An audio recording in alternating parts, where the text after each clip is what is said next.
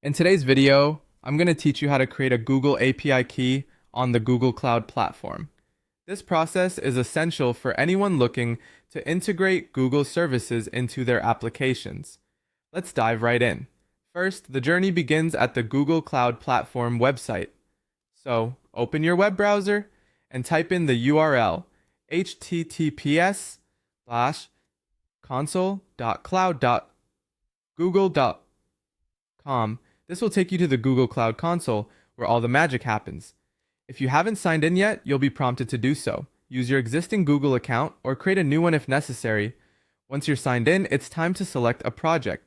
You can either choose an existing project or create a new one if you're starting fresh. This is an important step because your API keys will be tied to the specific project you select. With your project set, it's time to delve into the left-hand menu. Navigate your way to the section labeled APIs and Services and then head over to Credentials. This is where you'll manage all your API keys and other credentials for accessing Google services. Now you'll see a plus Create Credentials button at the top. Clicking on it will present you with multiple options. In this instance, choose API key. And just like that, Google will instantly generate your new API key. It's that simple. You'll see your new API key displayed right away, but hold on, there are a few more things to consider before you're completely done. Now would be a good time to think about securing your new API key. Google offers several restrictions to help you manage how your key is used. Although optional, these restrictions are highly recommended.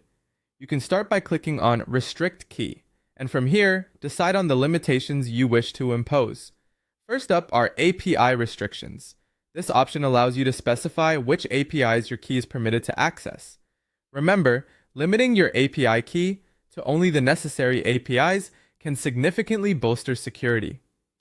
Moving on to application restrictions, here you can fine-tune the key's usage by specifying referrers, like HTTP referrers or IP addresses. This step is crucial for preventing unauthorized use, so take your time to configure these accordingly. Once you've set your restrictions, it's important to save your changes. Click on the Save button to finalize your configurations. This ensures that all your thoughtful adjustments are applied to your API key. And that's it! With all the settings saved, you're now all set and done. Your new Google API key is ready to be used for any of your applications, map services, or other integrations. Give yourself a pat on the back for your diligence in securing and optimizing your API key. Thanks for watching and happy coding!